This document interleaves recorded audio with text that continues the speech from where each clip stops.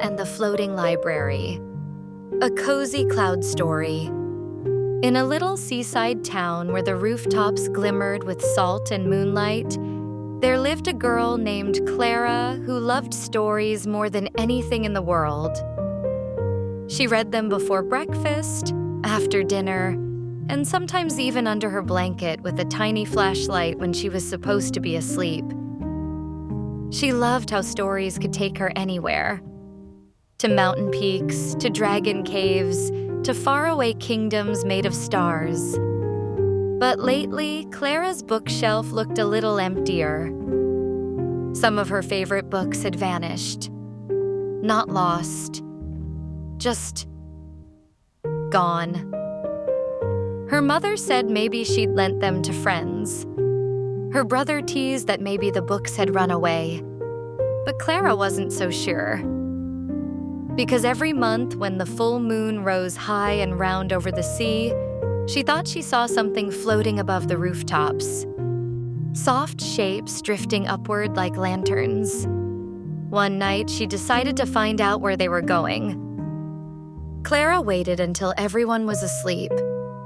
The moonlight pooled on her floor like spilled milk. She slipped on her red sweater, grabbed her favorite book, a weathered old story about a brave little cloud, and tiptoed outside. The night air smelled like salt and paper. And there, rising past the chimney tops, she saw them. Books. Dozens of them, their pages fluttering gently, covers glowing faintly in the moonlight. They drifted upward, higher and higher, as if the moon itself were calling them home. Clara clutched her book to her chest and whispered, "Wait for me." And then, before she could even think, her feet lifted off the ground. She gasped. The wind curled beneath her like invisible hands, carrying her up, up, up into the glowing night. Through clouds soft as cotton, Clara floated past a flock of glowing pages that flitted like birds. She blinked, trying to take it all in. The shimmering towers of parchment, bridges made of ribbons, and shelves that stretched as far as the eye could see. At the very top of the sky, there stood the most beautiful building she'd ever seen, a library floating among the stars. Its domes glowed silver, its windows shaped like open books, and on its sign were painted the words, "The Floating Library." Clara drifted down to the steps where a kind-looking owl in a tiny vest was stamping books with a golden seal. "Oh, a visitor," the owl hooted, adjusting his glasses. "You're just in time. We're short on librarians tonight." Clara blinked. "Librarians?" The owl nodded. "Oh, yes. Every full moon, forgotten stories return to us. They need to be cleaned, mended, and sent back to the world." He pointed to a large basket nearby filled with books, missing pages, torn covers, and smudged titles. Clara knelt beside them, her heart tugging softly. She picked up a small green book with a missing corner. Its cover read, "The Cloud Who Couldn't Float." "That's my story," she whispered. Her eyes widened. "It's the same book I brought with me." The owl smiled kindly. So you're its keeper." "It must have followed your love all the way here." Clara sat at a little table near the window and opened the green book. The words shimmered faintly, flickering like candlelight. "I think it's forgetting itself," said the owl gently. "Stories fade when no one remembers them." Clara's chest tightened. She read aloud softly, her voice steady and warm. Page by page, line by line. And with every word, the book began to glow brighter. By the time she reached the last page, tiny letters rose into the air like fireflies. They swirled together, forming the shape of a little white cloud with a smiling face. The cloud floated around her head and whispered, "Thank you for remembering me."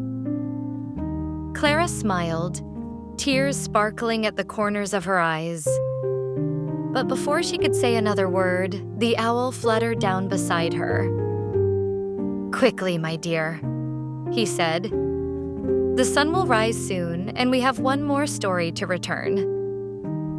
He handed her a small, dusty book bound with a silver ribbon. No title, no author, just a faint shimmer that pulsed like a heartbeat.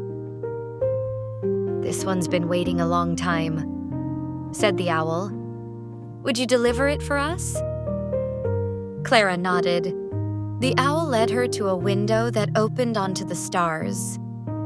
Beneath them, the sleeping world stretched out like a dark quilt stitched with light.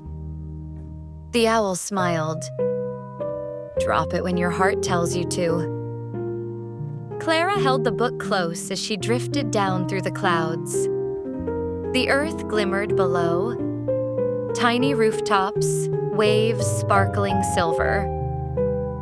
Then she spotted a familiar window, the window of her little brother's room. She smiled softly. Her brother never read much. He always said books were boring. But maybe he just hadn't found the right one yet. Clara leaned out, opened her hand, and let the little silver book fall. It tumbled gently through the air, slid through the crack of his open window, and landed softly on his nightstand. When she turned around, the floating library shimmered one last time above the clouds, its shelves glowing gold before fading into the brightening sky. A soft breeze carried the scent of old pages and starlight back down to her home. Clara yawned and rubbed her eyes. She was standing in her backyard again, her toes cool with dew. Was it all a dream? She glanced at the book still in her arms. The green cover sparkled faintly, freshly mended, its title clear as ever. And tucked between its pages was a small silver feather, a librarian's token shining in the morning light. That morning, when her brother woke up, he found the little silver book waiting for him. He opened it, read the first line, and smiled. From her room next door, Clara heard him whisper, "Wow, this story's amazing." She grinned and whispered back, "Take good care of it." Then she curled beneath her blanket, listening to the soft rustle of pages drifting on the wind, as if the floating library was sighing a gentle goodnight.